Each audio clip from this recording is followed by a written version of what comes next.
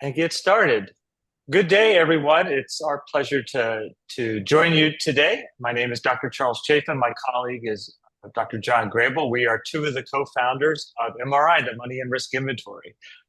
We couldn't be more excited to be engaging our friends in South Africa. I've made two trips there in the past couple of years and working with some firms and some advisors there, both in Cape Town as well as in Johannesburg. And couldn't be happier to be engaging you all. And special thanks to FPI of Southern Africa for helping promote this as part of our relationship there. So uh, let's get started. So MRI is the money and risk inventory, and it's we believe this tool is around the world elevating client relationships and changing risk assessment.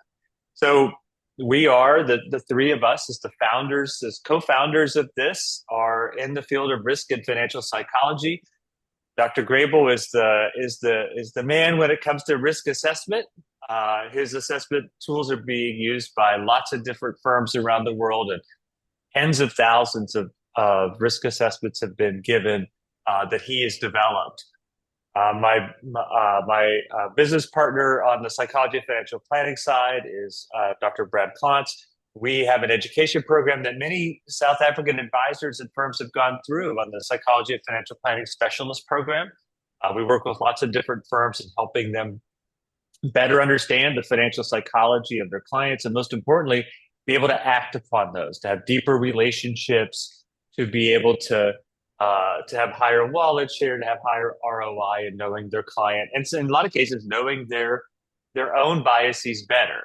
So for today's webinar, we're going to talk about the ROI of knowing your client. You all know that. We're going to just kind of reinforce that a little bit and talk about the intersection of financial psychology and financial planning.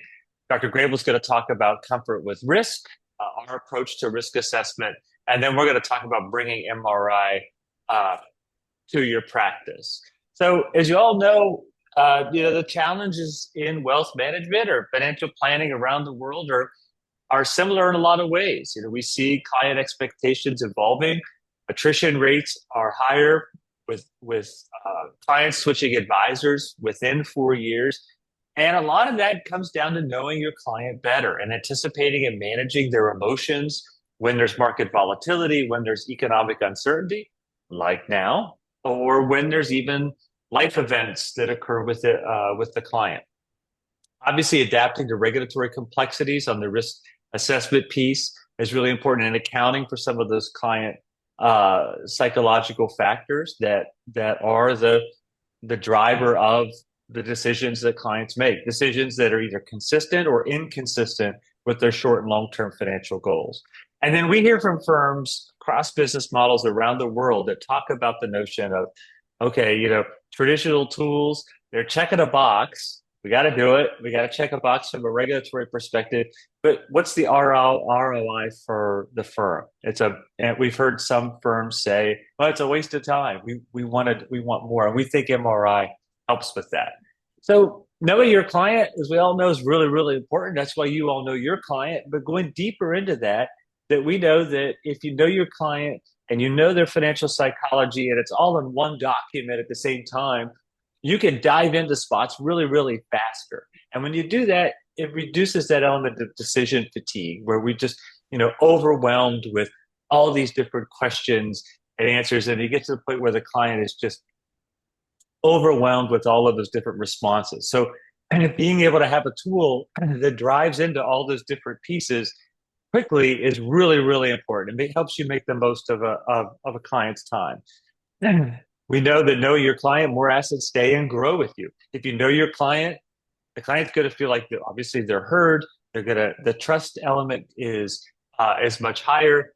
And as advisors tell us, by using MRI, now that they're not just managing 50% of the client's portfolio, now they're getting 70, 80, or even all of it, because the advisor's being able to ask the right question at the right time. Obviously reduces resistance and increases action. One of those powerful tools that we have in MRI is that we can be able to discern when is it that a client's ready to take action. Is it within 6 months? Is it within 30 days? And we know when it comes to financial psychology that there are stages of change that every client has. And, from pre-contemplation to contemplation to taking action. But taking action is actually the fourth stage of that. And so if you know where your client is relative to those stages, you can know when to push and when not to push. And in a lot of cases, if you push too soon, you actually lose the client. They become very, very resistant. And not only do they not take action, but in a lot of cases, they just disappear for the advisor. So obviously, we know when it comes to recommendations and referrals, it's really, really critical. And if you know your client, that client's going to be like, well, in a referral saying, this advisor knows me, this firm, they ask the right questions, and I'm just really, really comfortable with the plan that we've developed. Fewer fire drills. So you'll see when we talk about what MRI does, and if you took the demo, hopefully you did. I sent you a link to it. You can kind of see in those different arrows who's a priority to contact when there's volatility. When midday you find out there's volatility and you have the opportunity to contact three clients. You want to know which three are the ones that are most likely to jump off the ledge and be able to make the most of your time. And obviously, multi-generational trust is really, really important. So if you know your client, you know the family, you've got a better opportunity for engaging generations beyond your current client, their kids and their grandkids. So this is all the different elements that are financial psychology. And, a lot of advisors talk about behavioral finance, and behavioral finance is a critical part of it, but it's really a very, very small part of what a client's financial psychology is. As a matter of fact, behavioral finance is, of these five pieces, it's only about a third of one of the five pieces. We think about our instincts, how we're wired to not really save and invest, right? Our environment, our financial flashpoints. What were things about a client earlier in their life that has impacted their thinking about money, they're thinking about investing, they're thinking about saving and retirement and whatnot? Our money beliefs, financial behaviors that are associated with those, or sources of money conflict, maybe not only between a spouse or a partner, but internal sources of money conflict. Individuals thinking that their ideal self and the behaviors, there's a rub there which can cause all kinds of problems for a client. Communication, thinking about solutions focused approach, helping the client really build their self-efficacy based upon what it is that they've done in the past. Positive psychology, and then all the elements associated with learning style and attention, getting the client to take action. So it's a broad scope of different areas that are really part of financial psychology. I just want to dive in through a couple of these different areas and how they play into practice. Most of you already know this because you're practitioners, but I just want to provide an example. So FOMO is that fear of missing out, right? And FOMO can be really, really challenging for an advisor if they have a client that has FOMO, right? Because they chase trends, right? They go online, they go onto social media, and everybody that had a huge crypto gain, wants to post about it. The people that lost big, they don't seem to post when they lose, right? So a client that has high financial FOMO is going to be one that's going to be coming to you saying, we gotta abandon the plan. We got a big win. We need to go for that, right? And so for an advisor, this is just utterly exhausting, right? Crypto booms and meme stocks, all these different other elements.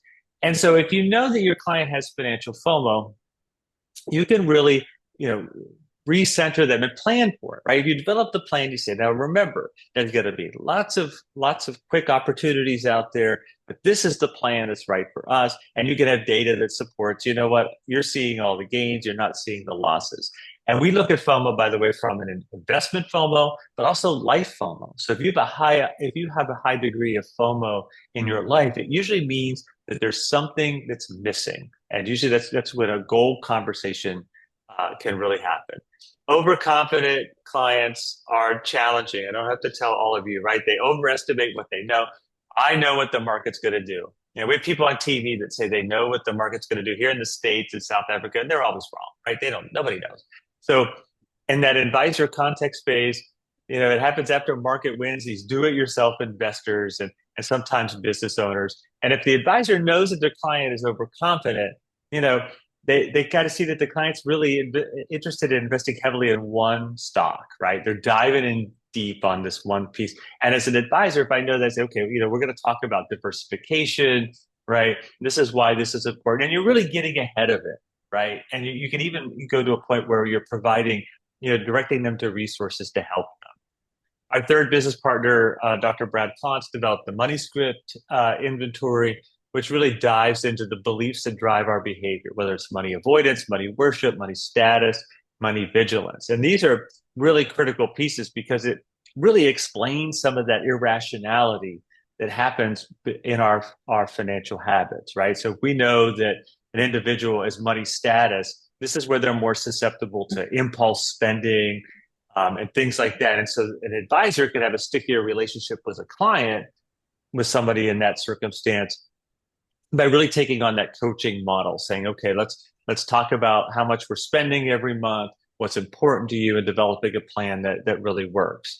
In this scenario that I shared here, hires sometimes feel broke, and an advisor can help shift that mindset to script awareness. So I just gave an example of three of those areas. There's lots of other ones there, but I wanted to provide an example of how they exist in practice. And now I'd like to turn it over to Dr. Grable talking about the risk side.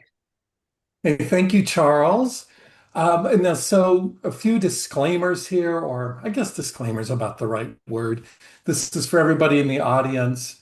I'm not going to really focus on MRI comfort with risk as a product, but more educational about risk taking and risk tolerance attitudes and kind of walk through that to help you get a perspective of how the MRI product might work for you. It might not work for you, but just to give you some background there. So let's look at our next slide, Charles. So, in the world of risk attitude assessment, you've run across all sorts of terms. Could be risk tolerance, risk preference, risk perception, risk appetite. There's last time I looked, there were probably at least 20 different terms or phrases.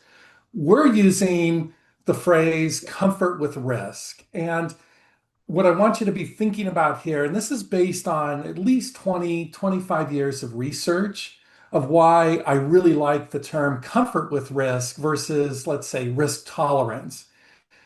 Comfort with risk, in my thinking, is a comprehensive profile that reflects a client's emotional and financial ability to take or endure risk. And in fact, that's one of the reasons I connected with Brad and Charles. Because if you think about what Brad and Charles were doing with their badge and with their client psychology work, they were building the foundation of looking at a client from a psychological viewpoint. And that's sort of the base. And what I love about comfort with risk, particularly with MRI, is we're not starting with a risk attitude assessment. We're starting with the psychology of the client and then building onto that the comfort with risk score. So it's a little bit different than what's typically done in the marketplace, where somebody or a firm will start with a risk score and then build around it, maybe some psychological tools or economic tools. In this, the way I frame it, and I think Charles and Brad and the three of us were framing it, is you start with the psychology and then you look at the client's comfort with taking risk. And it really is built on that psychology of comfort. Now, there's a word here that I want you to focus on, and it's uncertainty.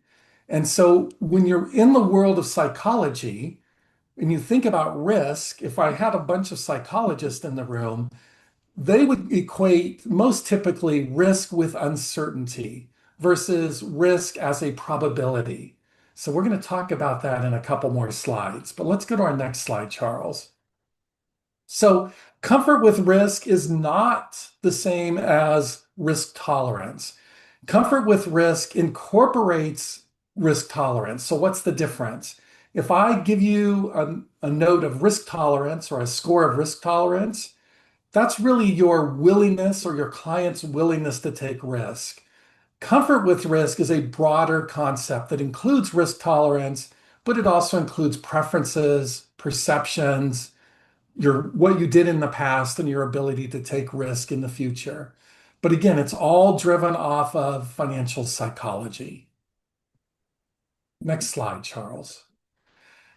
So when you're in the marketplace, and you might just go when after this webinar is over, go and look at how you're measuring your client's risk tolerance or their risk attitude.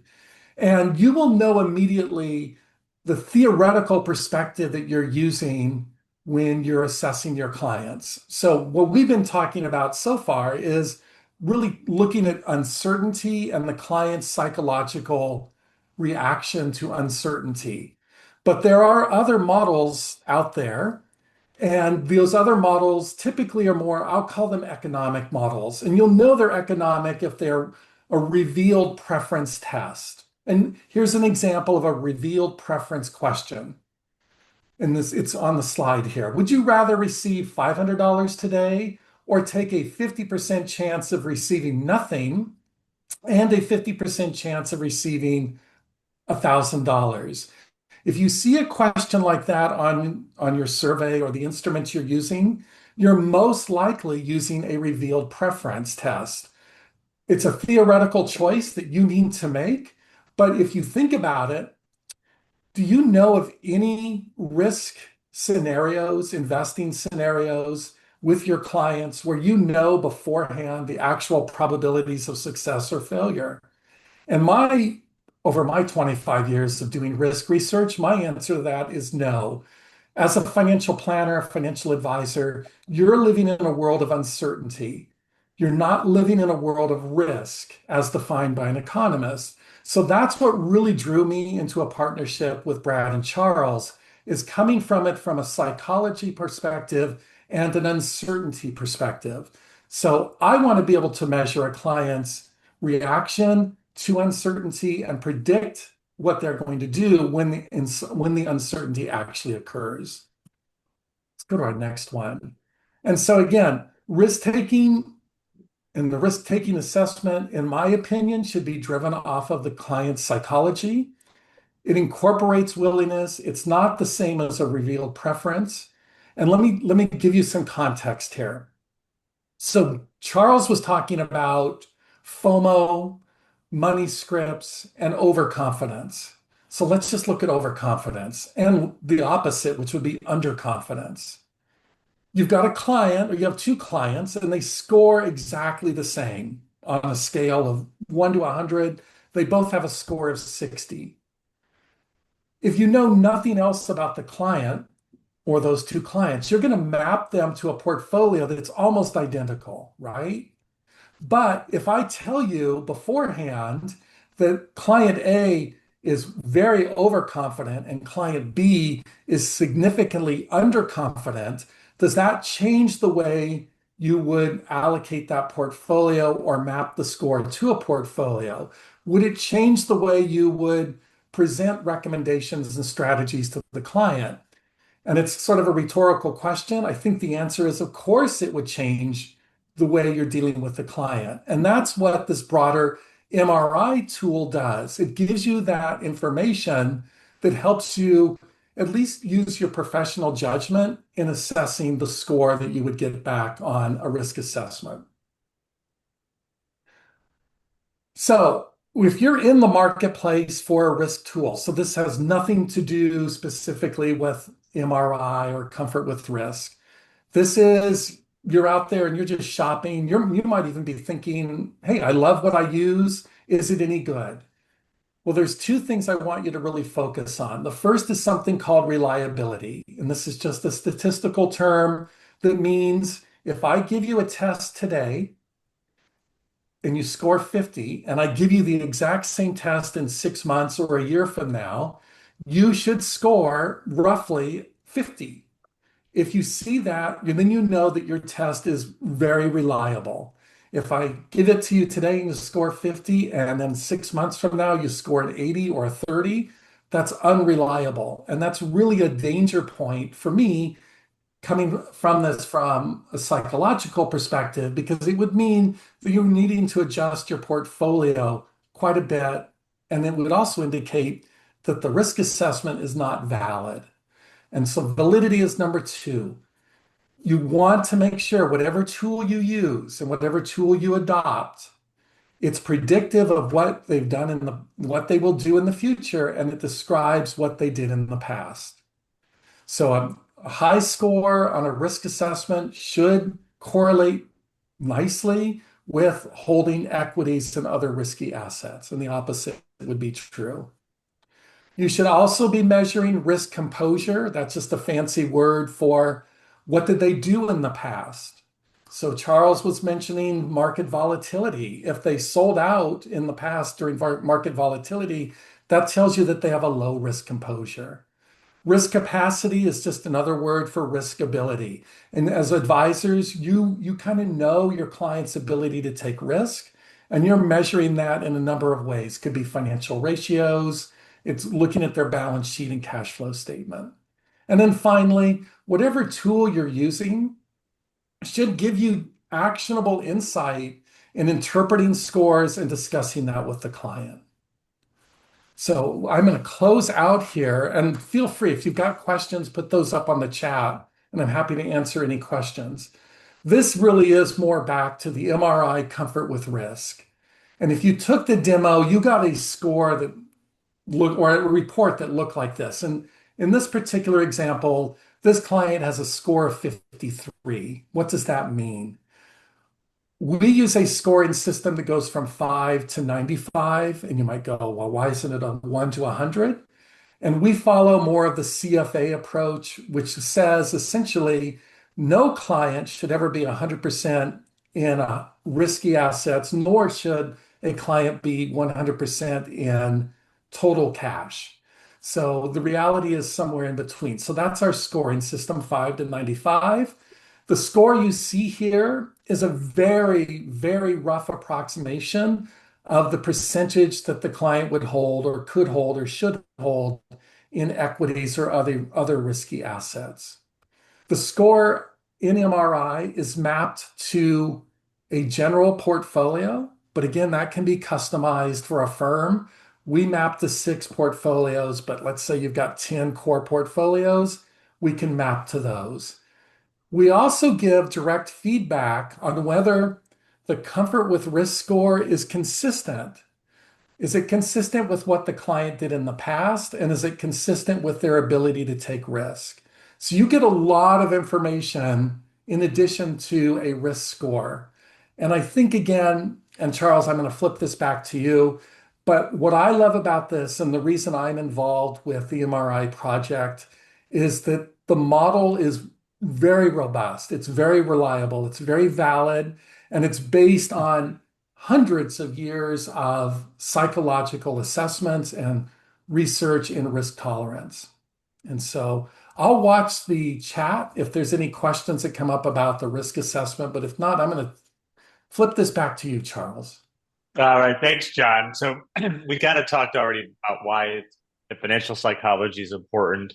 So I don't want to go any further than that. But again, all of this thinking about that idea. If you took the demo, you saw it's like, okay, knowing when to get the client, when the client's ready to take action is critical. Whether you are selling advice or you're selling product or both, it's really critical to know when the client's ready to take action. So with MRI, it's a suite of tools. It's designed to help the advisor. Designed to help the advisor understand the client's financial psychology, their comfort with risk, and provide insights to you as an advisor or as a firm to know what areas to cover in communication and how to address them when it comes to developing or altering their financial plan. So these are the different areas that are part of it. You remember the pie chart I had. All of those different areas are incorporated, and more are incorporated into MRI. So I already talked about a lot of these already, but I'll mention like learning style, knowing whether the client prefers to be communicated with visually, or do they prefer oral, or do they prefer to talk through certain things. Communication preference, do they prefer to get communicated with frequently or not so frequently, or during volatility? Do they want to be the ones to, if there are market issues, do they want you to pick up the phone or send them an email or whatnot? Their financial status and FOMO, Are they feeling anxiety and whatnot? All those different parts of the demo that you took are all part of this. And this is the report that you got in the demo. And we designed this with the idea that you're going to look at this 90 seconds before a client meeting, right? And you're going to be able to go, okay, what are the areas that I need to hit? And red means not that it's necessarily good or bad, but it's probably a priority area for you to touch upon. Yellow means it could be, green means it's probably okay. And then blue just means these are just factual elements, what their learning style is, or communication preference, or whatnot. And so these are our suite of products. We have a bunch of different ones out there beyond the cores, which is the larger one that you took. We have a risk only one, and then we even have products that will convert prospects into clients. It's called our Genesis, a pared down version of Essential. Some firms worldwide are saying, we love it. We just want something a little more pared down, which is basically the Essential that has the risk piece element. And we have a product, our newest product is MRI Secure, which basically gets into a tool that assesses a client's likelihood of taking on a fixed annuity. And then we work with banks on something called wealth readiness. So that's kind of the core that we talked about, is the larger different areas. We customize in a lot of different spaces, as John said, mapping to different portfolios. But even from the standpoint of working with the tech team of different firms to have different nudges, or to spread out some of the questions across an app or across their platform. We see it could be standalone tool, it's integrated, and even tailored reporting and branding. So for smaller firms out there, we have to take a really simple approach. We provide a link to one of our products based upon the subscription. We white label it, so it's coming from you. You basically establish the email that you want the report to go out to. You're basically sending MRI to your client. The report comes back to your firm. It has your logo on it. And as far as pricing goes, so we charge for the comfort with risk only. It's $59 per advisor per month. But because of our friends at FPI Southern Africa, there's a 10% discount on the risk piece, and there's also a 10% discount on the $79 per month for the core, which is the larger one of those. For the larger firms, we have open API for integration. Those of you that are with larger firms or on the tech side know what we're talking about there. We could engage it with your firm's software. Pricing depends upon number of advisors. And actually, that's the case for smaller firms too. So, depending upon the number of advisors you have, we'll work with you on that. And then we do have access for the specialist program, is the on-demand video program that many South African advisors have enrolled. That kind of explains some of those things, walks through communication elements that are associated with parts of MRI. So we provided discount because we think it's helpful. So if you want to bring it to your practice, you can email me, Dr. Charles at moneyandriskinventory.com. Let us know a little bit about your firm so we can establish something. We're happy to schedule a call to discuss how to implement MRI into your practice. You have our website. I think you've probably already seen that and done the demo. So you're more than welcome to contact us. And we're really excited about bringing MRI to South Africa. It's very, very exciting. So with that,